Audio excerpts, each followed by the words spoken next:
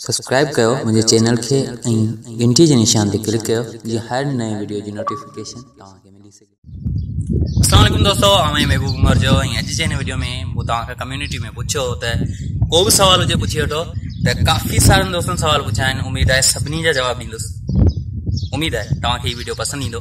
अचो तो शुरुआत कयूं।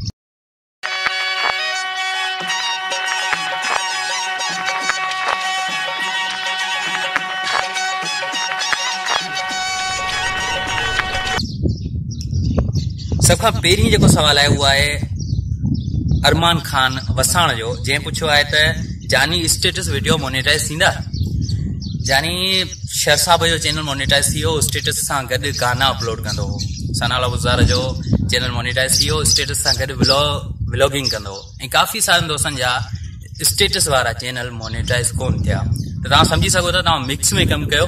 स्टेटस जो टैग डिस्क्रिप्शन वगैरह जो स्टेटस वाला होंगे वाट्सप स्टेटस वगैरह न लिखो, बेहतर रहंदो उन जी जाइ ते तव्हां हैशटैग वगैरह लगाए कम हलायो।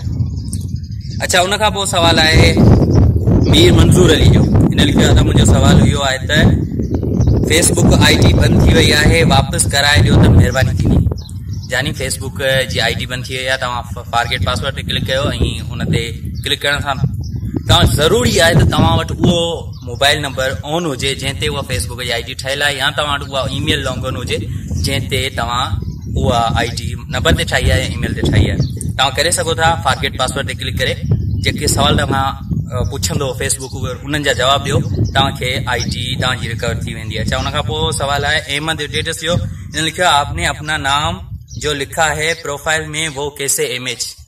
यानी यो नालो मूं को लिखियो है रियाज़ स्टेटस, रियाज़ शहर लिखियो है, तव्हां उन सां राब्तो कयो तव्हांखे करे ॾींदो।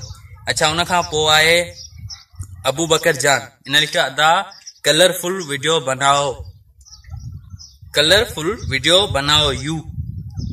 यानी कलरफुल वीडियो काफ़ी सारा मूं ठाहिया आहिनि, तव्हां ॾिसी सघो था। तव्हां मुंहिंजे चैनल के विज़िट कयो, तव्हांखे काफ़ी सारा वीडियोस मिली वेंदा।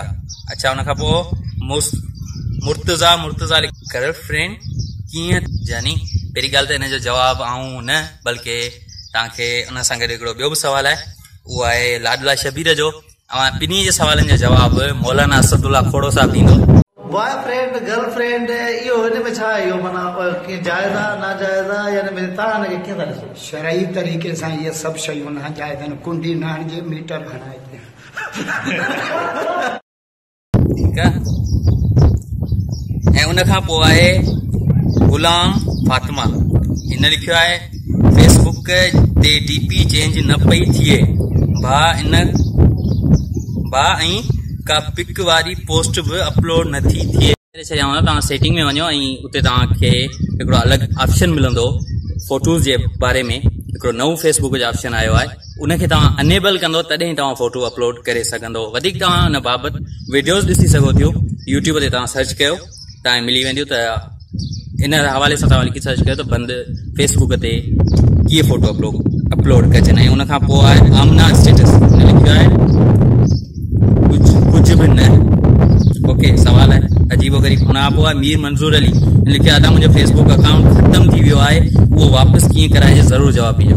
यानी फेसबुक अकाउंट ख़त्म कोन थीबो आहे, पाण ख़त्म कराइबो 14 ॾींहंनि जे लाइ। ऐं कुझु फेसबुक अकाउंट बाक़ी बंदि थी विया आहिनि जेके रिमूव कया विया आहिनि फेसबुक जे पारां। थी सके तो तव्हांजो अकाउंट उन लिस्ट में शामिल हुजे जेके फेक अकाउंट हुआ। ठीक है। ऐं उन खां पोइ मोराई वहीद सूमरो मोरे खां लिखई आहे लफ़्ज़ जल दव जी माना ॿुधायो। यानी इन जी माना मौलाना असदुल्ला खोड़ो साहब भी ॿुधाए सघे थो जंहिं इहो लफ़्ज़ ईजाद कयो आहे। उन खां पोइ सिंधी टेक्नोलॉजी लिखे थो जी हाँ फेसबुक अकाउंट वापसि थी वेंदो। जी जानी वापसि थी वेंदो, पर हुन जे लाइ कुझु करिणो पवंदो तव्हांखे। तव्हां लिखी सर्च कयो यूट्यूब ते हाउ टू रिकवर फेसबुक अकाउंट, तव्हांखे काफ़ी सारा वीडियोस मिली वेंदा। तव्हां उन्हनि खे ॾिसी उन्हनि खे फॉलो कयो, तव्हांजो कमु थी वेंदो। ऐं उन खां पोइ आहे लाइफ सिक्योर्स। अच्छा, छा तव्हां पंहिंजो फेस लोगो ठाहे ॾींदा? यानी न, साफ़ जवाब आहे। उन खां पोइ आहे मिस्टर रशीद। इन लिखियो आहे अदा मुंहिंजो जवाब ॾींदा ज़रूर। जी बिल्कुलु जवाब ॾियां पियो। ऐं उन खां पोइ आहे दाऊद जमाली जानी यूट्यूब चैनल कीअं डिलीट कजे। सफ़ा सवलो आहे, तव्हां पंहिंजो जेको फोटो आहे उन ते क्लिक कयो, हेठि तव्हांखे मिलंदो या डायरेक्ट स्टूडियो में वञो। स्टूडियो में वञण सां तव्हां डायरेक्ट चैनल फ्यूचर में वञो, उतां खां तव्हां पंहिंजे चैनल ते क्लिक कयो ऐं हेठि तव्हांखे हिकिड़ो अलॻि ऑप्शन मिलंदो डिलीट योर चैनल, इज़ीली करे सघो था। वधीक तव्हांखे तव्हांजो वाट्सअप नंबर मूं वटि आहे, तव्हांखे मैसेज कंदो सो स्क्रीनशॉट तव्हां उनखे ॾिसी करे सघो था, या तव्हांखे हिते स्क्रीनशॉट ॾिसण में ईंदो हूंदो वीडियो जे मथां। ओके, उनखां पोइ आहे शाहिद आरबाणी। इन लिखियो आहे अदा मेरे पास हवावे का मोबाइल फोन है मगर 720 या 1080 से सेटिंग रखा थो त वीडियो लेयर में मीडिया में वञा थो त सिर्फ़ पिक्चर शो थिए थो, वीडियो उन लाइ ॿुधायो ज़रूर काइंडली। यानी तव्हां हीअं कयो, जो तव्हां जेको नओं हींअर वर्जन आयो आहे 4.7.13 4.7.13 जो, इहो सर्च करे डाउनलोड कयो काइनीमास्टर जो, उन में इहो मसइलो तव्हांखे ॾिसण में कोन ईंदो। अच्छा, उनखां पोइ आहे ज़ैन अब्बास ऑफिशियल लिखियो, यानी यूट्यूब चैनल जो नालो 90 ॾींहं खां अॻु तब्दील थी सघे थो या न, यानी कोन थो थी सघे। उनखां पोइ आहे इहे साॻियो सवाल। ऐं उनखां पोइ आहे फरमान अली, इन लिखियो आहे भाउ फेसबुक पेज तां पैसा कीअं कमाइबा आहिनि, यानी पाकिस्तान में नथा कमाए सघो, जेकॾहिं तव्हांजो को दोस्त अमेरिका दुबई या कंहिं ॿिए मुल्क में रहे थो त तव्हां उनखे एडमिन बनायो ऐं तव्हां पंहिंजो कार्ड लॻायो वग़ैरह वग़ैरह, जेको कुझु तव्हां पंहिंजी सॼी डिटेल हुन में शामिल कयो, सिर्फ़ु अकाउंट बैंक अकाउंट उनजो लॻायो ऐं उन सां छा थींदो, जो पैसा चैनल मोनेटाइज़ उते थींदो पेज ऐं शो एड जेके आहिनि तव्हांजे पाकिस्तान में शो थींदा ऐं जिते जिते फेसबुक जो पेज हलंदो उते शो थींदा ऐं तव्हां पैसा कमाए सघो था उन दोस्त जे थ्रू। अच्छा, उनखां पोइ आहे मिस्टर फराज़, इन लिखियो आहे काइनीमास्टर में फ़ोन एड नथा थियनि, यानी फ़ोन एड थी सघनि था। तव्हां एप्लीकेटेड प्रो डाउनलोड कयो, एप्लीकेटेड प्रो तव्हांखे कोन मिलंदो, प्ले स्टोर ते पैसनि जो मिलंदो, बाक़ी गूगल ते तव्हां कोशिशि कयो, तव्हांखे मिली वेंदो किथां न किथां। ऐं रियाज़ शहर जे मुंहिंजे ख़्याल में रियाज़ शहर जे ब्लॉगर ते पेज तव्हां डाउनलोड करे वठो ऐं उन में तव्हां हुनखे करे सघो था।